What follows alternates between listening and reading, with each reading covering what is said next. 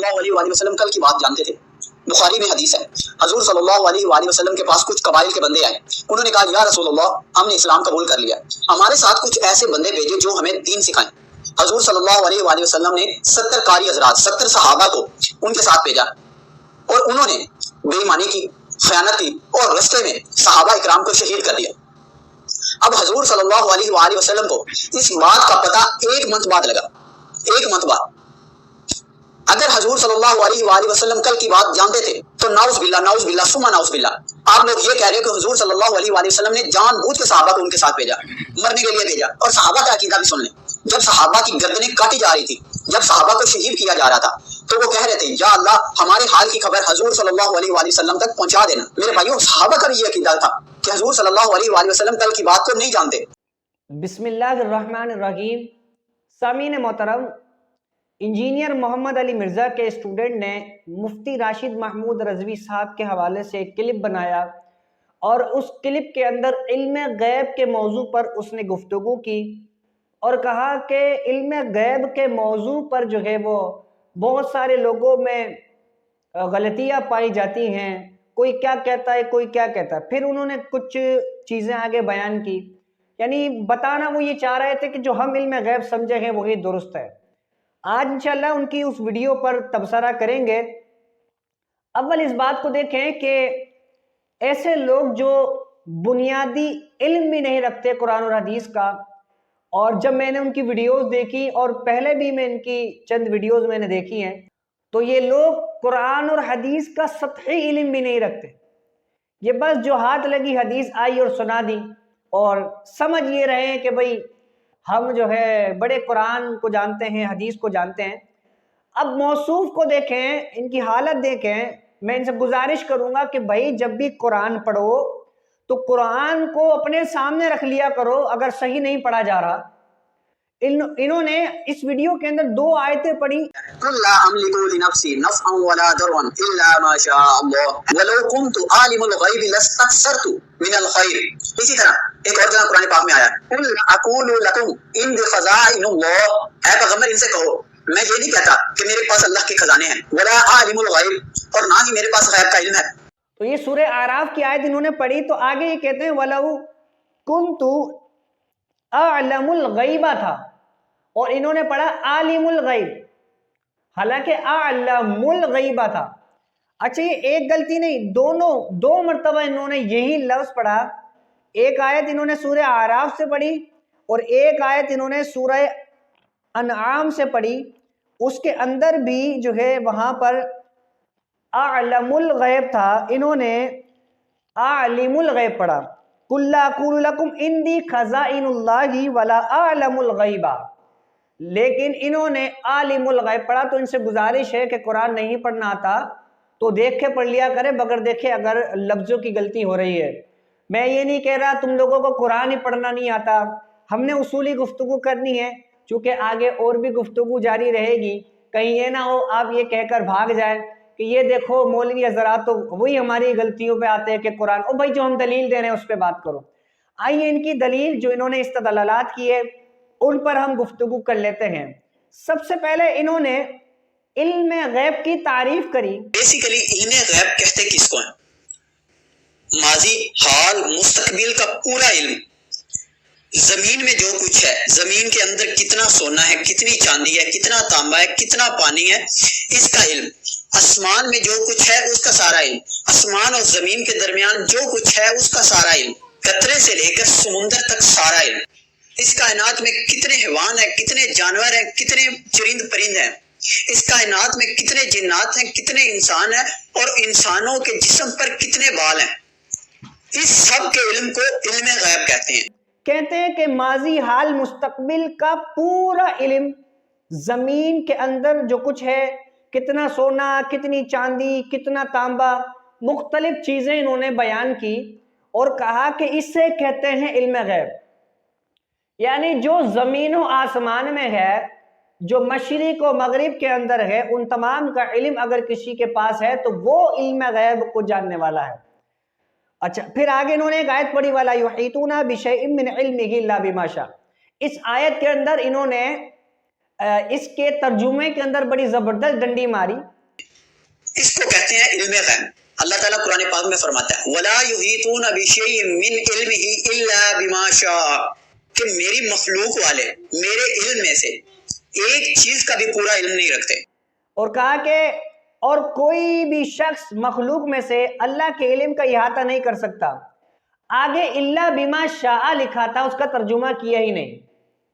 اب قرآن کی جو آیت ہے اس کا جو بیان ہوا یہاں پہ، یہ سورہ بقرہ ہے آیت نمبر 255 میں، وَلَا يُحِيطُونَ بِشَيْءٍ مِّنْ عِلْمِهِ، کہ کوئی بھی شخص اس کے علم کا احاطہ نہیں کر سکتا الا بما شاء، مگر جسے وہ چاہے. یعنی اللہ تبارک و تعالی جسے چاہے اپنے علم کا احاطہ کرواتا ہے. ٹھیک ہے، تو یہاں اس نے ڈنڈی مار دی. اگر یہ الا بما شاء کا ترجمہ کر لیتا تو یہ خود یہ آیت اس کے موقف کے خلاف ہو جاتی. اللہ تو خود کہہ رہا ہے کہ میں جسے چاہوں علم دیتا ہوں، اور یہ کہتا ہے کہ یہ اللہ نے کسی شخص کو بھی علم نہیں دیا، اور اس نے یہ علم غیب کے اوپر فٹ کر دی. بہرحال اس نے یہ جو تعریف کی ہے کہ زمین و آسمان کا علم اور جو کچھ اس میں ہے ان سب کا علم اگر کسی کے پاس ہے تو وہ علم غیب کا جاننے والا ہے. اب میں ان کی تعریف کے مطابق آپ کو چند احادیث دکھاتا ہوں. ان کی تعریف کے تحت تو خود رسول اللہ صلی اللہ تعالیٰ علیہ وآلہ وسلم علم غیب کو جاننے والے ہیں. یہ جامع ترمذی میرے ہاتھ میں ہے، یہ جامع ترمذی شریف ہے. ٹھیک ہے، اور میرے پاس جو نسخہ ہے اکبر بک سیلرز لاہور والوں کا ہے، اس کی حدیث نمبر ہے 3157. اس کے اندر حضرت ابن عباس رضی اللہ تعالیٰ عنہ کا بیان ہے کہ رسول اللہ صلی اللہ تعالیٰ علیہ وآلہ وسلم نے ارشاد فرمایا آج میرا رب میرے پاس انتہائی اچھی صورت میں جلوہ فرما ہوا.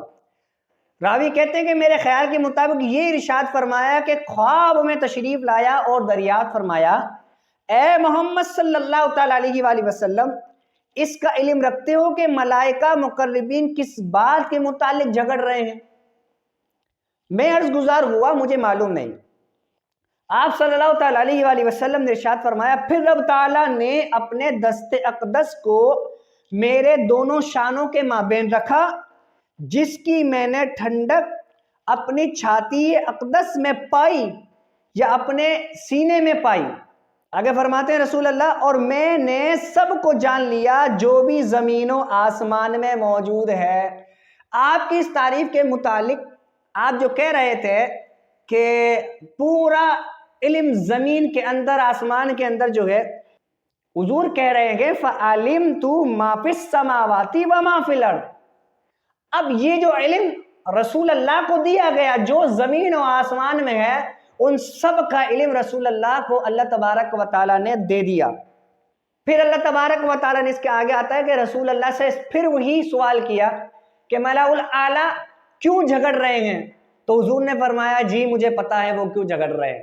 یعنی پہلے جب علم نہیں دیا تھا تب حضور کو نہیں پتا تھا، علم دیا تو رسول اللہ نے بتا دیا ملا الاعلیٰ کیوں جھگڑ رہے ہیں. اور رسول اللہ کو اللہ تبارک و تعالیٰ نے فَعَلِمْتُ مَا فِي السَّمَاوَاتِ وَالْأَرْضِ، جو زمین و آسمان میں ہے سب کا علم رسول اللہ کو دے دیا. اچھا، پھر انہوں نے کہا کہ جو چاندی تانبا جو سب کچھ ہے ان سب کے علم کو جو ہے وہ علم غیب کہتے ہیں. اب ذرا غور کریں، قرآن رسول اللہ صلی اللہ تعالیٰ علیہ وآلہ وسلم پر نازل ہوا. قرآن مجید فرقان حمید کے بارے میں آتا ہے، یہ سورہ قمر ہے، اس کی آیت نمبر 53 ہے. اللہ ارشاد فرماتا ہے وَكُلُّ صَغِيرٍ وَكَبِيرٍ مُسْتَطَرٍ، ہر چھوٹی بڑی چیز سب لکھی ہوئی ہے. ایک اور جگہ اللہ نے فرمایا وَكُلَّ شَيْءٍ أَحْصَيْنَاهُ فِي إِمَامٍ مُبِينٍ، یہ یاسین شریف ہے. ہر شے ہم نے ایک روشن پیشوا میں جمع فرما دی ہے. اسی طرح اللہ تبارک و تعالیٰ نے ایک اور جگہ ارشاد فرمایا، یہ سورۃ الانعام آیت نمبر 59 وَلَا حَبَّةٍ فِي ظُلُمَاتِ الْأَرْضِ وَلَا رَطْبٍ وَلَا يَابِسٍ إِلَّا فِي كِتَابٍ مُبِينٍ، کوئی دانہ نہیں زمین کی اندھیریوں میں اور نہ کوئی تر اور نہ کوئی خشک، مگر یہ کہ سب ایک روشن کتاب میں موجود ہے. اس کتاب کے اندر قرآن کے اندر سب موجود ہے. قرآن کس پر نازل ہوا؟ رسول کریم صلی اللہ تعالی علیہ وآلہ وسلم کی ذات مبارکہ پر۔ تو زمین و آسمان، چاندی، ہر چیز کا علم ہمارے نزدیک اور احادیث اس پر بہت ساری موجود ہے کہ قرآن میں کوئی چیز مخفی نہیں، اللہ نے ہر شے کو بیان کر دیا ہے۔ تو قرآن میں ہر شے کا بیان ہے، ہر چیز کا علم ہے، تو صاحب قرآن جس پر قرآن نازل ہوا ان کو بھی ہر چیز کا علم ہے۔ تو یہ آپ کی جو تعریف ہے، یہ تعریف تو خود آپ کے موقف کے خلاف ہو رہی ہے۔ پھر اس کے بعد انہوں نے ایک اور وہاں بات کی کہ یہ کہتے ہیں کہ حضور صلی اللہ تعالیٰ علیہ وآلہ وسلم کل کی بات جانتے تھے۔ پھر حدیث بخاری سے انہوں نے سنائی کہ جس میں 70 صحابہ کو شہید کرنے والی جو روایت ہے وہ انہوں نے پیش کی اور کہا کہ اگر رسول اللہ کل کی بات جانتے تو صحابہ کرام علیہم رضوان کو جو ہے وہ جانے نہیں دیتے اور انہیں روک دیتے کہ تمہیں آگے جا کر شہید کر دیا جائے گا۔ اولاً دیکھیں اہل سنت کا جو موقف ہے وہ یہ ہے کہ نبی کریم صلی اللہ تعالیٰ علیہ وآلہ وسلم کو جو علم غیب عطا کیا گیا وہ علم غیب تدریجاً ہے، آہستہ آہستہ قرآن کے مکمل ہونے کے ساتھ ساتھ جو ہے وہ علم غیب رسول اللہ کو عطا کیا گیا۔ اور ہمارا جو موقف ہے وہ یہ ہے کہ رسول اللہ صلی اللہ تعالیٰ علیہ وآلہ وسلم کو علم غیب مخلوق کے اعتبار سے کلی عطا کیا گیا، یعنی آدم علیہ السلام، نوح علیہ السلام، جتنے بھی انبیاء ہیں، اولیاء ہیں، ان میں سے سب سے زیادہ کائنات میں سب سے زیادہ علم غیب جو ہے وہ رسول اللہ کو دیا گیا ہے، رسول اللہ کو عطا کیا گیا ہے۔ اور ہمارا قطعاً یہ موقف نہیں ہے کہ ہم یہ تسلیم کریں کہ رسول اللہ صلی اللہ تعالیٰ علیہ وآلہ وسلم کو کوئی ایسی کیپیسٹی، کوئی ایسا علم دے دیا کہ حضور خود سے علم غیب جان لیتے ہیں، ایسا ہرگز ہمارا موقف نہیں ہے۔ ہم رسول اللہ صلی اللہ تعالیٰ علیہ وآلہ وسلم کے علم غیب کلی کے قائل ہیں، لیکن مخلوق کے اعتبار سے، اور یہ تدریجاً ہے، قرآن کے ساتھ ساتھ رسول اللہ کا علم جو ہے وہ مکمل ہوتا چلا گیا۔ تو جو لوگ یہ روایت پیش کر رہے ہیں کہ 70 صحابہ شہید ہو گئے، ان سے گزارش ہے کہ یہ واقعہ کب رونما ہوا؟ یہ واقعہ کیا قرآن کے مکمل ہونے سے پہلے ہوا یا قرآن کے مکمل ہونے کے بعد ہوا؟ تو جائیں اور اس سوال کا جواب ہمیں دیں۔ اور پھر وہ کہہ رہے تھے کہ کل کی بات حضور نہیں جانتے۔ آئے میں آپ کو بتاتا ہوں کہ حضور صلی اللہ تعالیٰ علیہ وآلہ وسلم نے کل کی کتنی باتیں ہمارے سامنے رکھی ہیں۔ آپ حضرت امام حسین رضی اللہ تعالیٰ عنہ کے حوالے سے دیکھیں تو نبی کریم صلی اللہ تعالیٰ علیہ وآلہ وسلم نے امام حسین رضی اللہ تعالیٰ عنہ کے بچپن ہی میں بتا دیا تھا کہ امام حسین رضی اللہ تعالیٰ عنہ کو شہید کیا جائے گا۔ اسی طرح نبی کریم صلی اللہ تعالیٰ علیہ وآلہ وسلم جب احد پہاڑ پر گئے، یہ بخاری شریف کے اندر روایت ہے، جب رسول اللہ احد پہاڑ پر گئے تو احد پہاڑ لرزنے لگا، بخاری میں موجود ہے، لرزنے لگا تو حضور سید عالم صلی اللہ تعالیٰ علیہ وآلہ وسلم نے فرمایا کہ اے احد، بعض روایت میں ہیرا پہاڑ ہے، بعض میں احد ہے، حضور صلی اللہ تعالیٰ علیہ وآلہ وسلم نے فرمایا اے احد ساکن ہو جا، تجھ پر ایک نبی، ایک صدیق، 2 شہید ہیں، یعنی رسول اللہ صلی اللہ علیہ وسلم خود، حضرت ابوبکر صدیق رضی اللہ تعالیٰ عنہ اور حضرت عمر اور حضرت عثمان رضی اللہ تعالیٰ عنہ۔ تو یہ علم غیب نہیں ہے تو اور کیا؟ وہ کہہ رہا تھا ماضی حال مستقبل کا علم کو علم غیب کہتے ہیں، تو رسول اللہ نے مستقبل کی باتیں بتائی ہیں۔ اور آپ غور کیجئے، وہ کہہ رہا تھا کہ صحابہ کا بھی عقیدہ نہیں تھا نعوذ باللہ کہ حضور کل کی بات جانتے ہیں۔ حضرت علی رضی اللہ تعالیٰ عنہ، یہ مسند احمد کے اندر روایت موجود ہے، حضرت علی رضی اللہ تعالیٰ عنہ جب بیمار ہو گئے نا تو صحابہ کرام علیہم رضوان جب آپ کی عیادت کے لیے آئے تو ایک صحابی رسول نے حضرت علی سے کہا کہ کاش یہ جو آپ پر کیفیت طاری ہے یہ مجھ پر ہوتی کہ مجھے موت جو ہے وہ آ جاتی۔ تو حضرت علی رضی اللہ تعالیٰ عنہ نے پتہ ہے کیا کہا؟ حضرت علی رضی اللہ تعالیٰ عنہ نے کہا کہ رسول اللہ صلی اللہ تعالیٰ علیہ وآلہ وسلم کا مجھ پر عہد ہے کہ میں شہید ہوں گا، تو میں اس بیماری سے انتقال کرنے والا، پردہ فرمانے والا نہیں ہوں۔ رسول اللہ نے مجھے شہادت کے متعلق کہا ہے تو میں جو ہے اس بیماری کے سبب مجھے موت جو ہے وہ نہیں آئے گی۔ یہ تو صحابہ کا عقیدہ تھا۔ اور امام حسین کے حوالے سے جو میں نے گفتگو کی، کئی صحابہ کو پتا تھا کہ امام حسین کو شہید کیا جائے گا، تو یہ مستقبل کی باتیں نہیں ہیں۔ آپ کی تعریف کے مطابق تو خود رسول اللہ علم غیب کو جاننے والے ہیں، تو آپ کی باتوں میں تو خود تضاد موجود ہے۔ اسی طرح یہ مشکات المصابیح ہے، اس کی جلد 8 ہے اور صفحہ نمبر 210 ہے۔ کہہ رہے ہیں کہ رسول اللہ صلی اللہ تعالیٰ علیہ وآلہ وسلم کل کی بات نہیں جانتے تھے۔ ارے تم سے اچھا تو بھیڑیا ہے جو یہ ایمان رکھ رہا ہے رسول اللہ کل کی خبریں دینے والے ہیں۔ یہ مشکات میرے سامنے ہے، یہ میرے پاس جو نسخہ ہے قادری پبلیشر کا، اس کی حدیث نمبر 5668۔ حضرت ابو ہریرہ اس کے راوی ہیں، فرماتے ہیں کہ ایک بھیڑیا کسی بکریوں کے چرواہے کی طرف گیا، ان میں سے ایک بکری پکڑی، اسے چرواہے نے تلاش کیا حتیٰ کہ بکری کو اسے چھڑا لیا۔ بھیڑیے سے بکری جو ہے چرواہے نے چرا لی۔ فرمایا کہ بھیڑیا یا ٹیلے پر چڑھ گیا، وہاں بیٹھ گیا اور دم دبا لی اور بولا کہ میں نے اس روزی کا ارادہ کیا جو مجھے اللہ نے دی، میں نے اسے لیا، پھر تو نے وہ مجھ سے چھین لی۔ تو وہ یہ شخص بولا اللہ کی قسم میں نے آج جیسا واقعہ کبھی نہ دیکھا۔ بھیڑیا باتیں کر رہا ہے تو بھیڑیا بولا کہ اس سے عجیب تو یہ ہے کہ ایک صاحب 2 پہاڑوں کے بیچ کھجوروں کے جھنڈوں میں تم کو ساری گزشتہ اور بعد میں آنے والی باتوں کی خبر دے رہے ہیں۔ وہ شخص یہودی تھا، وہ نبی کی خدمت میں حاضر ہوا تو آپ کو یہ خبر دی اور مسلمان ہو گیا۔ ارے تم سے اچھا تو یہ بھیڑیا ہے جو کہہ رہا ہے حضور گزشتہ اور آنے والی باتوں کا علم رکھتے ہیں اور لوگوں کو بتاتے ہیں۔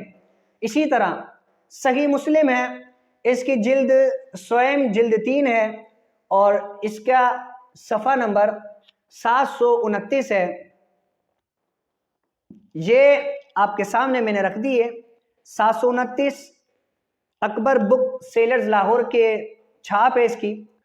اس کے اندر روایت موجود ہے، حضرت ابو زید رضی اللہ تعالیٰ عنہ سے روایت ہے کہ ہمیں رسول اللہ صلی اللہ تعالیٰ علیہ وآلہ وسلم نے نماز فجر پڑھائی، پھر برسر ممبر اقدس ہو گئے اور خطبہ ارشاد فرمایا حتیٰ کہ ظہر کا وقت ہو گیا، پھر ممبر سے نزول فرما کر نماز ظہر پڑھائی، پھر برسر ممبر اقدس ہو گئے، اس کے بعد ہمیں خطبہ ارشاد فرمایا حتیٰ کہ سورج غروب ہو گیا، پھر ہمیں ان ساری چیزوں کے متعلق بتا دیا جو رونما ہو گئی تھی اور رونما ہونے والی تھی، پس ہم میں سے جو زیادہ یاد رکھنے والا تھا وہ زیادہ ہی جاننے والا تھا۔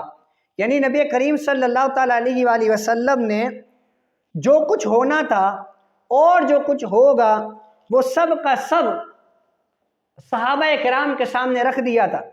اب یہاں جو الفاظ ہیں ما کانا وما، ہم اہل سنت کہتے ہیں رسول اللہ کو ما کانا وما یکون کا علم تھا، جو تھا اور جو ہوگا وہ سب حضور جانتے ہیں۔ اب یہ جو روایت پڑھی میں نے، اس کے اندر عربی کے الفاظ ہے بیما کانا و بیما ہوا کائن، کہ جو تھا اور جو ہونے والا ہے یہ سب رسول اللہ نے ہمارے علم میں دے دیا۔ تو یہ کہنا کہ حضور کل کی بات نہیں جانتے تھے، ماضی حال مستقبل والی کہانی جو آپ نے کہی اور کہا کہ یہ علم غیب ہے، وہ تو آپ کی تعریف کے مطابق رسول اللہ خود علم غیب کو جاننے والے ہیں۔ اسی طرح یہ امام ابن حبان کی کتاب ہے السیرۃ النبویہ و اخبار الخلفاء لابن حبان۔ امام ابن حبان بہت بڑے محدث ہیں جن کی صحیح ابن حبان کتاب موجود ہے حدیث کی۔ انہوں نے اپنی کتاب کے اندر لکھا کہ وہ ایسے نبی محترم صلی اللہ تعالیٰ علیہ وآلہ وسلم ہیں جو ان چیزوں کا مشاہدہ فرماتے ہیں جنہیں لوگ نہیں دیکھ سکتے، وہ ہر مقام پر اللہ تعالیٰ کی کتاب کی تلاوت کرتے ہیں۔ اگر آج وہ کوئی غیب، وہ کہتے ہیں علم غیب رسول اللہ نہیں جانتے تھے، امام ابن حبان لفظ غیب لے کر آئے ہیں، کہتے ہیں اگر آج وہ کوئی غیب کی بات کہہ دیتے تو آج ہی یا کل وقت چاشت ضرور رونما ہو جاتی۔ حضرت ابوبکر صدیق رضی اللہ تعالیٰ عنہ کو حضور کی رفاقت کی سعادت مبارک ہو۔ در حقیقت جسے اللہ تعالیٰ سعادت مند کرتا ہے وہی سعید ہوتا ہے۔ اب ابن حبان تو کہہ رہے ہیں حضور غیب جانتے ہیں، اسی طرح یہی روایت روضۃ العنف کے اندر موجود ہے۔ اسی طرح امام نبہانی رحمۃ اللہ تعالیٰ علیہ نے بھی اس روایت کو نقل کیا ہے۔ اسی طرح مسند احمد کے اندر ایک روایت ہے، حضور صلی اللہ تعالیٰ علیہ وآلہ وسلم نے ارشاد فرمایا، اے واصبہ کیا میں تمہیں بتا دوں جو تم مجھ سے پوچھنا چاہتے ہو؟ یعنی حضور صلی اللہ تعالیٰ علیہ وآلہ وسلم اگر کوئی صحابی حضور کے پاس آتا، کوئی گزارش لے کر آتا، معروضات لے کر آتا، حضور کو پہلے ہی پتا چل جاتا تھا کہ یہ صحابی کیا کہنے والا ہے۔ تو حضرت واصبہ سے کہتے ہیں کہ جو تم مجھ سے پوچھنا چاہتے ہو میں بتا دوں؟ تو حضرت واصبہ کہتے ہیں میں نے عرض کیا یا رسول اللہ مجھے بتائیں۔ تو نبی کریم صلی اللہ تعالیٰ علیہ وآلہ وسلم نے فرمایا تم مجھ سے نیکی اور بدی کے بارے میں پوچھنے آئے ہو۔ واصبہ نے فرمایا آپ نے بالکل صحیح فرمایا۔ مسند احمد کے اندر اسی طرح حلیت الاولیاء کے اندر بھی یہ روایت موجود ہے۔ تو نبی کریم صلی اللہ تعالیٰ علیہ وآلہ وسلم کو علم غیب تھا، اور یہ عطائی علم غیب ہے نہ کہ ذاتی۔ میں آپ کے سامنے رسول اللہ کے غلاموں کا حال سناتا ہوں۔ یہ صحیح مسلم شریف ہے، صحیح مسلم کے اندر جلد اس کی 3 ہے اور صفحہ نمبر 678 ہے۔ رسول اللہ کے غلاموں کا حال سنیے، حدیث نمبر اس کا 7134 جو میرے پاس نسخہ ہے۔ اس میں آتا ہے کہ ابو ادریس کھولانی کا بیان ہے کہ حضرت حذیفہ بن یمان رضی اللہ تعالیٰ عنہ فرماتے تھے کہ اللہ تعالیٰ کی قسم اس وقت سے بروز حشر تک ہونے والے فتنے کو سارے لوگوں سے بڑھ کر جانتا ہوں۔ یہ حذیفہ بن یمان کا حال ہے۔ آگے کہتا ہوں میری رسول اللہ کے ساتھ یہی حالت تھی کہ مجھے آپ نے بھید والی ان باتوں کو بتایا جو میرے ماں سوا دوسرے کسی کو بھی نہ بتایا۔ یہ حال ہے رسول اللہ کے غلاموں کا۔ اسی طرح حضرت ام سلمہ رضی اللہ تعالیٰ عنہ بیان کرتی ہے کہ جب حضرت فاطمہ رضی اللہ تعالیٰ عنہ اپنی مرض موت میں مبتلا ہوئی تو میں نے ان کی تیمارداری کرتی تھی۔ مرض کے اس پورے عرصے کے دوران میں جہاں تک میں نے دیکھا ایک صبح ان کی حالت قدر بہتر تھی۔ حضرت علی رضی اللہ تعالیٰ عنہ کسی کام سے باہر گئے۔ سیدہ رضی اللہ تعالیٰ عنہ نے کہا امی جان میرے لیے غسل کا پانی لے آئیں۔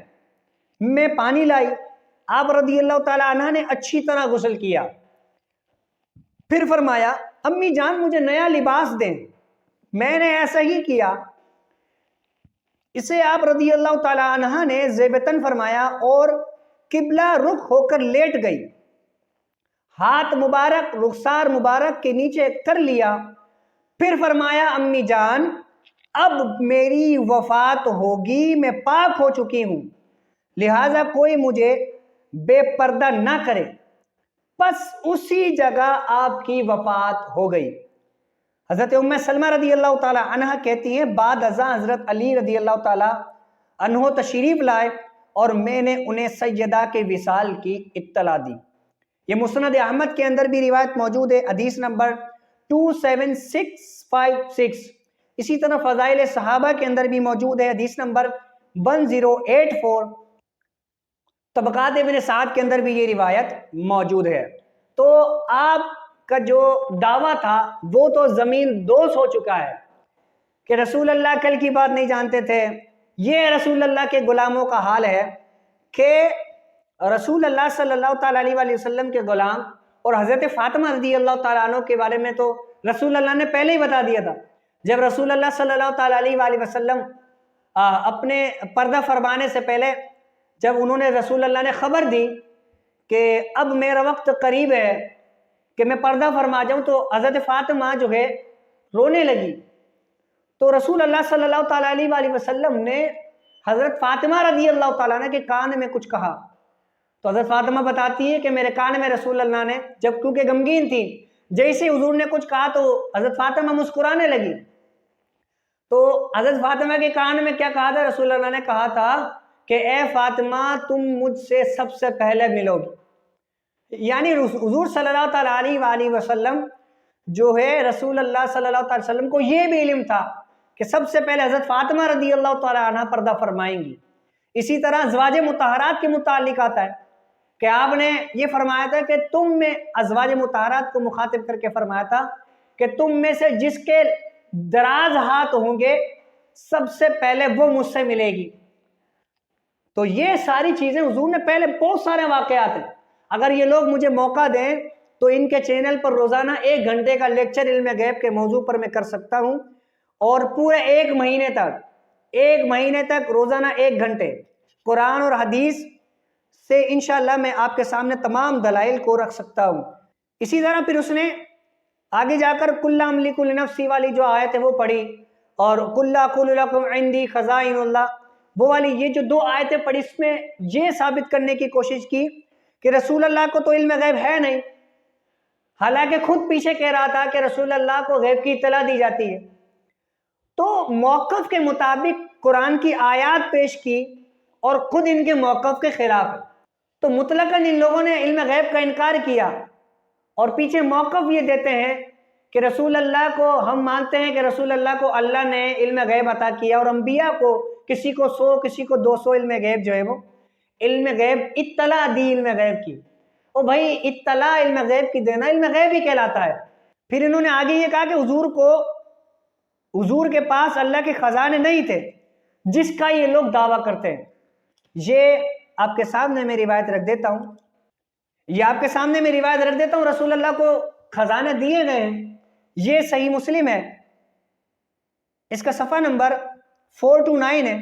حضرت ابو ہریرہ رضی اللہ تعالیٰ عنہ سے روایت ہے کہ رسول اللہ نے ارشاد فرمایا کہ میں جوامع الکلم کے ساتھ بھیجا گیا ہوں، میری روب کے ذریعے مدد کی گئی، حالت خواب میں زمین کے خزانوں کی چابیاں لا کر میرے ہاتھوں میں رکھ دی گئی۔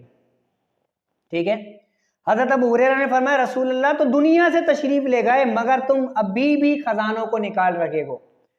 تو رسول اللہ کو کائنات کے خزانوں کی چابی دی گئی، اور یہاں جو انکار کیا گیا ہے کہ خزانے نہیں دیے گئے یہ اللہ کے پاس ہے، یہ ذاتی طور پر ہے، ورنہ قرآن کے اندر کبھی تعارض پیدا نہ ہو۔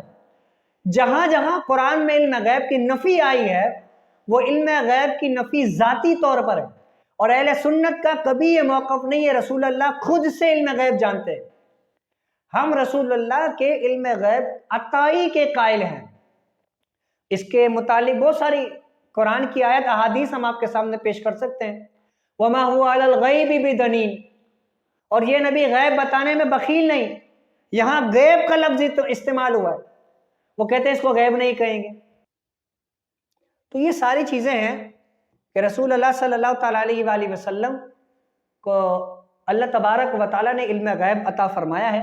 ہمارے نزدیک عالم الغیب صرف اللہ کی ذات ہے۔ عالم الغیب اسے کہتے ہیں جو خود سے علم غیب کو، جو چھپی چیزیں ان کو جان لے، تو ہمارے نزدیک عالم الغیب صرف اللہ، اس کے علاوہ کوئی بھی شخص عالم الغیب نہیں ہے۔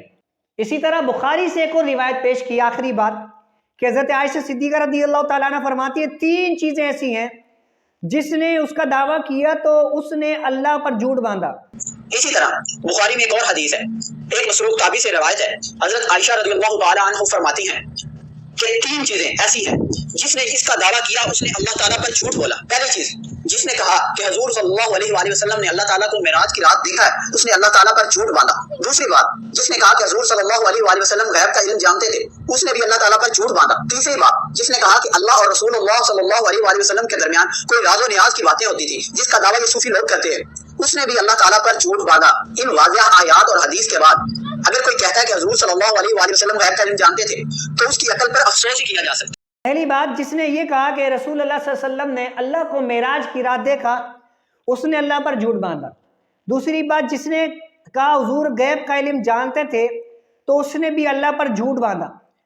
تیسری بات، وہ جو لڑکا کہہ رہا تھا کہ جس نے کہا کہ اللہ اور اس کے رسول کے درمیان کوئی راز و نیاز کی باتیں ہوتی تھی، جس کا دعویٰ صوفی لوگ کرتے ہیں، تو اس نے اللہ پر جھوٹ باندھا۔ اب یہ جو تیسری بات اس نے کی، یہ بخاری میں یہ کہاں ہے؟ یہ بات بخاری کے اندر تو موجود ہی نہیں ہے۔ یہ اپنی طرف سے اس نے بات پیش کی ہے. تو یہ حدیث کے اندر اس نے تحریف کی ہے، اپنی مرضی سے الفاظ استعمال کیے اس نے کہ رسول اللہ اور اللہ کے درمیان کوئی راز و نیاز کی باتیں نہیں ہوتی تھی. یہ بھی جھوٹ ہے، ہوتی تھی. اور صرف رسول اللہ کے موسیٰ علیہ السلام کو کلیم اللہ کہا جاتا ہے، اللہ سے کلام کرنے والا. تو انبیاء تو اللہ سے کلام کرتے ہیں، راز و نیاز کی باتیں اللہ سے ہوتی ہیں. اس پر کئی روایات میں پیش کر سکتا ہوں لیکن ویڈیو طویل ہو جائے گی. بہرحال یہ جو حضرت عائشہ صدیقہ رضی اللہ تعالیٰ عنہ کے حوالے سے آپ نے روایت پیش کی ہے، اولاً یہ آپ کے خود کے موقف کے خلاف ہے. یہاں مطلقاً علم غیب کی نفی ہے، غیب کا علم نہیں جانتے تھے. آپ خود کہہ رہے ہیں کہ حضور صلی اللہ علیہ وسلم کو اللہ نے غیب پر مطلع فرمایا ہے، اور قرآن کہتا ہے وَمَا هُوَ عَلَى الْغَيْبِ بِضَنِينٍ. تو اما عائشہ صدیقہ رضی اللہ تعالیٰ عنہ نے جو گفتگو کی ہے وہ یہی ہے کہ بذات خود رسول اللہ علم غیب نہیں جانتے تھے. اللہ جو آپ کو علم غیب دیتا تھا، رسول اللہ اس علم غیب کو جانتے تھے، اسے ہم علم غیب عطائی کہتے ہیں. باقی رہا دیدار الہی کے متعلق، انشاءاللہ اس کا جواب ہم اگلی ویڈیو میں دیں گے اور تفصیلی دیں گے تاکہ یہ مسئلہ بھی حل ہو. السلام علیکم ورحمۃ اللہ وبرکاتہ.